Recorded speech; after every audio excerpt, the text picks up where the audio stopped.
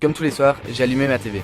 J'ai mis sur la une pour garder le journal et là, j'ai vu. De Socialistische Vakbond heeft opgeroepen voor een staking op 10 oktober bij de NMBS, Bpost, VRT, hier ook bij ons de lijn. Alle administraties. Alors, je me suis dit, encore ces socialistes qui m'ont gueulé et bloqué tous nos trains pour une journée. Je suis allé voir les raisons des cheminots de faire grève. J'ai fait une recherche Google. J'ai lu plein d'articles.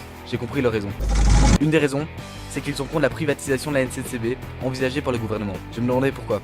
Et puis, j'ai vu ce reportage de RTBF. Près de 2 décennies après leur libéralisation, les chemins de fer britanniques continuent d'être au centre d'un débat acharné. Success story pour les uns, catastrophe à éviter pour les autres, nous avons voulu voir par nous-mêmes ce qu'il en était.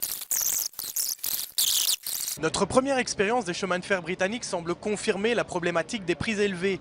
Pour un simple voyage entre Londres et Oxford, soit environ 100 km, il nous en a coûté près de 75 € par personne.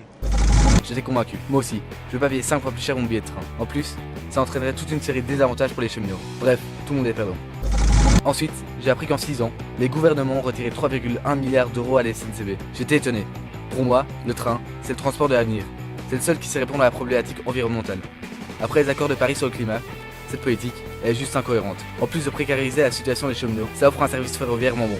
Alors, je me suis dit, ce serait pas temps d'arrêter de financer les voitures de société, mais à la place de donner plus de sous à la SNCB, je devenais révolté.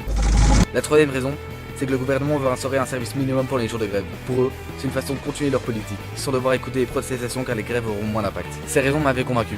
Pour moi, il est évident que le gouvernement doit arrêter cette politique. Mais il doit recommencer à refinancer la SNCB pour offrir une vraie alternative écologique à la voiture pour tous les citoyens belges. Bref, à la prochaine grève, je serai avec ces salauds qui gueulent et qui bloquent les trains. Car c'est seulement si on est tous ensemble qu'on pourra obtenir une toute autre SNCB.